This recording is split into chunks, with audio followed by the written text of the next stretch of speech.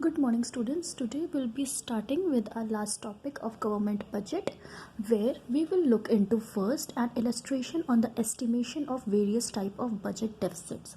ठीक है, हमने capital receipt, capital expenditure, revenue receipts, revenue expenditure, ये सब हमने पढ़ लिया. अब हम एक केस देखते हैं. This is the revised estimates on the budgetary status of the Government of India 2018-19. ये बजट का एक एस्टिमेशन है.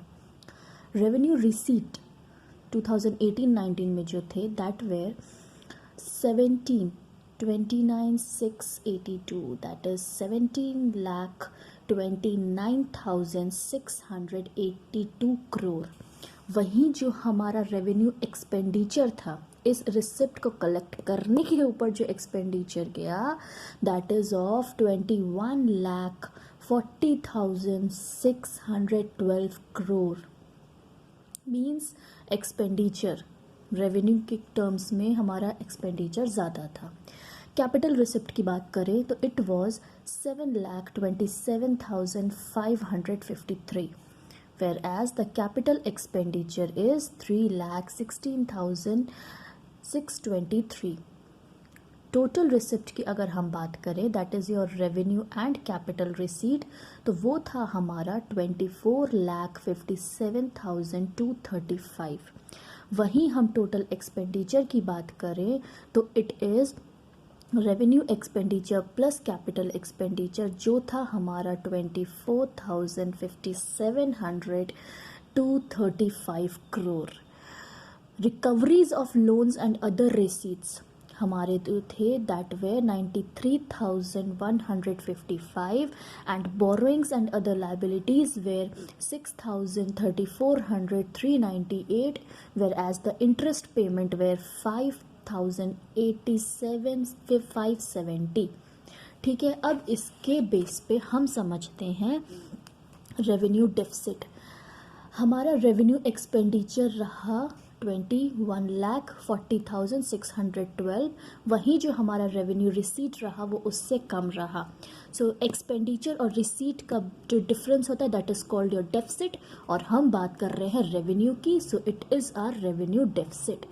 वहीं हम बात करें अब टोटल एक्सपेंडिचर की, जिसमें हमने कंसिडर किया revenue receipts plus recovery of loans and other receipts. So fiscal deficit जो है हमारा दैट इज़ टोटल एक्सपेंडिचर जो हुआ उसमें से हमने revenue receipt, recoveries of loan and other receipts को हमने कंसिडर किया and we got here 6,34,398 crore, जो कि हमारा फिस्कल डेफिसिट यहाँ पर हो गया. Then we come to primary deficit. What is primary deficit? It is fiscal deficit minus interest payment. हमने previous class में पढ़ा था. So here it implies the balance of our primary deficit, implying that fiscal deficit equals to primary deficit plus interest payment. So this is our fiscal deficit. Okay, now we will move on to our balanced and unbalanced budget. अब जब balanced और unbalanced budget पढ़ते हैं तो ये भी दो तरीके के होते हैं. First is your balanced budget and second is your unbalanced budget. तो बैलेंस्ड बजट कौन सा होता है? A balanced budget is that budget in which government receipts are equal to government expenditure. ये वो सिचुएशन होती है जहाँ पर जितना गवर्नमेंट ने खर्चा किया उतना उन्होंने रिसीट्स से रिकवर भी कर लिया. अब इनके मेरिट्स क्या होते हैं? The government does not indulge in wasteful expenditure. इसका सबसे बड़ा मेरिट ये है बैलेंस बजट का कि गवर्नमेंट जो है कोई वेस्टफुल एक्सपेंडिचर नहीं इनकर करती है. वो जितना इनकर करती है उतना वो रिसीव भी कर लेती है. A balance budget ensures financial stability. It signals fiscal discipline in the economy. एक बैलेंस बजट का मतलब ये होता है कि वो जो इकोनॉमी है वो जो फिनेंशियली स्टेबल है, उनके पास फंड्स की कमी नहीं है, वो एक्सपेंडिचर भी कर रहे हैं और उतना वो वहाँ पर अपना रिसीट भी कलेक्ट कर ले रहे हैं. However, during the general depression of 1930s The policy of balanced budget was severely criticized. It was then that the following shortcomings of balanced budget were highlighted.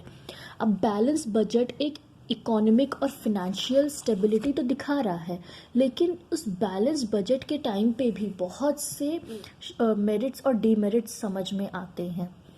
तो जो डीमेरिट्स समझ में आए दैट वेयर कि balance budget does not offer any solution to the problem of unemployment, particularly when unemployment is linked with the lack of ED. ठीक है, हमारा जो एक्सपेंडिचर है वो हमारे रिसीट के बराबर है, लेकिन एक्सपेंडिचर जो है वो, इसका ये मतलब नहीं कि जो सोल्यूशन प्रॉब्लम है हमारा अनएम्प्लॉयमेंट का वो सॉल्व हो गया है. अनएम्प्लॉयमेंट एज इट इज़ है. गवर्नमेंट ने जो एक्सपेंडिचर किया उतना उनको वापस मिल गया, लेकिन क्या अनएम्प्लॉयमेंट की जो प्रॉब्लम है वो सॉल्व हुई? हो सकता है रिसिप्ट कैपिटल पार्टीज से आ गए हो, एंटरप्राइजेस से आ गए हो, सारे रिसीट्स हमें, एक्सपेंडिचर हमने सब पे किया, लेकिन उनको फ़ायदा ही नहीं मिला इस चीज़ का. Next is balance budget is not conducive to growth in less developed countries. ठीक है, जो बैलेंस बजट है अगर हम वो मान के चलेंगे एक लेस डेवलप्ड कंट्री में कि हम उतना ही खर्चा करेंगे जितना कि हम रिसीव कर सकें, तो क्या एक लेस डेवलप्ड कंट्री वहाँ पे ग्रो कर पाएगी? It can never grow. एक लेस डेवलप्ड कंट्रीज़ को हमेशा चाहिए कि बूस्टअप करने के लिए फिनेंशियली, इसके लिए बहुत ज़रूरी है कि जो गवर्नमेंट एक्सपेंडिचर हो वो लार्ज अमाउंट में हो in comparison to the receipts. Next we move on to unbalanced budget. अब जब अनबैलेंस्ड बजट हम पढ़ते हैं तो हम इसे दो तरीके से पढ़ते हैं. पहला होता है आपका सरप्लस बजट और दूसरा आपका होता है यहाँ पे deficit budget. So what is surplus budget?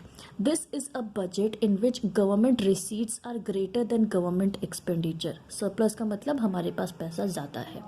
वहाँ पे क्या हो रहा है, मतलब कि हम जितना रिसीव कर रहे हैं वो ज़्यादा है हमारे खर्चे से. गवर्नमेंट ने जितना खर्च किया उससे ज़्यादा गवर्नमेंट ने रिसीव कर लिया. अब इस सरप्लस बजट के फ़ायदे क्या होते हैं? When receipt are more than expenditure is desired when the economy is battling inflation due to excess AD. ये जो सरप्लस बजट का केस है ये इन्फ्लेशन के काम में बहुत सही रहता है, क्योंकि वहाँ पे क्या होता है, रिसीट ज़्यादा होता है, एक्सपेंडिचर कम हो जाता है. मतलब कि जो एक्सेस डिमांड हो रही है वो हम कम कर देंगे, क्योंकि हम रिसिप्ट ज़्यादा कर रहे हैं, हम खर्चे कम कर रहे हैं. Surplus budget plugs the inflationary gap by lowering the level of AD. AD is lowered on account of rise in revenue collection. अब ये रिसिप्ट अगर ज़्यादा है मतलब रेवेन्यू कलेक्शन ज़्यादा हो रहा है, टैक्सेस ज़्यादा लग रहे हैं और वहाँ पे एक्सपेंडिचर करने के लिए कुछ हाथ में किसी के फंड्स रह ही नहीं रहे हैं. And fall in government expenditure. Government क्या कर रहा है कि रेवेन्यू कलेक्शन जो है वो बढ़ा दिया अपना, जहाँ जहाँ से पैसे आ रहे हैं वो आने चाहिए, और अपने साइड से एक्सपेंडिचर जो कम होता था उसे कम कर दिया. अब इसकी डीमेरिट क्या हुई? As surplus budget tends to lower the level of AD in the economy is not desired during period of depression. If surplus budget policy is constantly pursued by the government, AD may reduce to a level that causes unemployment in the economy. ठीक है, अब ये जो government expenditure है ये कम कर दिया गया, और अगर ये राइज जो है, अगर ज़्यादा टाइम के लिए सरप्लस बजट रहा तो उस सिचुएशन में क्या होगा, रेवेन्यू कलेक्शन राइज होता जाएगा, तो उसकी वजह से क्या होगा, फॉल इन डिमांड आएगा, एग्रीगेट डिमांड.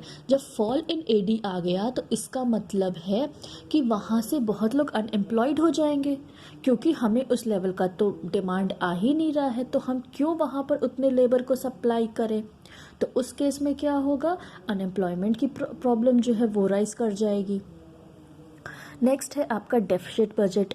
डेफिसिट बजट क्या होता है? जब estimated government expenditure is more than estimated government revenue. जब गवर्नमेंट खर्चे ज़्यादा कर रही है और उनके पास रेवेन्यू कम आ रहा है, रिसीट कम आ रही है, that is your deficit budget. ठीक है, इनके मेरिट्स क्या हैं? Keynes recommend deficit budget as a key instrument to correct the state of depression. ठीक है, जब स्टेट ऑफ डिप्रेशन है तो उस टाइम पे डेफिसिट बजट सबसे कामगार चीज़ है। According to him, depression is the phase of economic activity when the level of investment is low owing to the low level of AD. जहाँ पर एडी कम है जिसकी वजह से इन्वेस्टमेंट जो है, इन्वेस्टमेंट एक्सपेंडिचर जो इनकर कर रहे थे गवर्नमेंट, वो कम हो गया है लो एडी की वजह से। तो वहाँ पे ज़रूरत है कि एक्सपेंडिचर को बढ़ाया जाए जिसकी वजह से एडी को बूस्ट अप किया जाए। तो डिप्रेशन का अगर केस है, डिप्रेशन का केस है मतलब लो लेवल ऑफ एडी है, लो लेवल ऑफ इन्वेस्टमेंट है।